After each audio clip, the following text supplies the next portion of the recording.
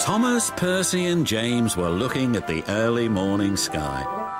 "Everyone's so much happier when springtime comes," said Thomas happily. "Everyone except the Fat Controller," grumbled James. "He seems to be working us harder than ever. I'm tired of these coastal runs."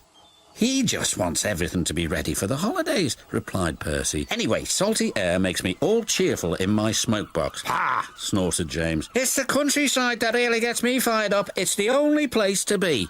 And he puffed away to collect his fuel trucks from the docks. Thomas and Percy had to take some empty trucks to the scrapyards. As they were shunting their trucks into a siding, they saw an old coach. She looked very sad. "What are you doing here?" "They called me old slow coach and told me I wasn't useful anymore. Now only the mice ride in me." "Well, you may be dusty, but you look in perfect shape." The yard manager appeared. "Come along, I have trucks for you to take away." "Excuse me," said Percy's driver. "Can you tell us about this coach?" "Old slow coach, she's been here for years. She'll be broken up when we find the time," he replied. The engines were most dismayed. "We'll try and help you," said Thomas, but he didn't know how. Meanwhile, James was enjoying himself. "This is the life," he chortled. But he was heading for trouble. One of the fuel trucks was leaking. And suddenly it caught fire. "Help!" cried James. They reached the siding and his driver gave the alarm. "It's fuel and it's dangerous." As Thomas and Percy approached the junction, they saw the smoke and a guard waving a red flag. "Sparks from James's funnel have set the fuel trucks ablaze," he called. "The firemen have got things under control, but it's quite a mess." "You said the countryside run got you all fired up, James," said Percy. "But I didn't think he meant it in this way." "Ha!" snorted James. "It was the stupid truck's fault, not mine." "It's safe to proceed now," called the fireman.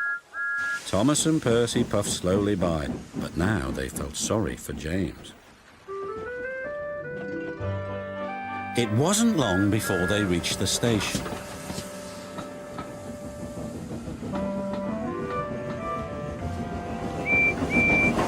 Later, as they were having a long drink at the water towers, they suddenly heard a commotion. "What's the matter?" Thomas asked. "It's another fire at the workman's hut," replied Thomas's driver. "We'd better see what we can do."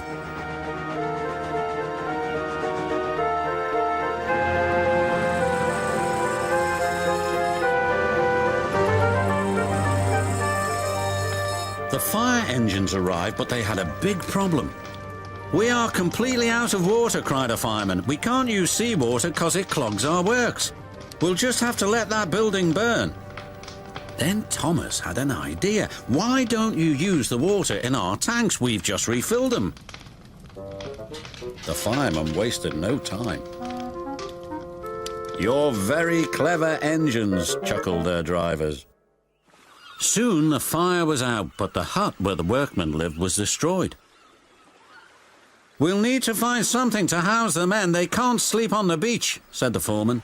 "What about old slow coach? She would be perfect for the workmen." "Comfy too," added Thomas. "What a good idea, Percy," said his driver. They phoned the Fat Controller, who agreed. "She'll be spick and span by the time you collect her." And she was, and very happy too. "I can't thank you enough," she said. "I feel splendid." The engines buffered up to her, and she set off happily for her new home. Everyone agreed there was nothing old or slow about Coach, and she will always be really useful indeed.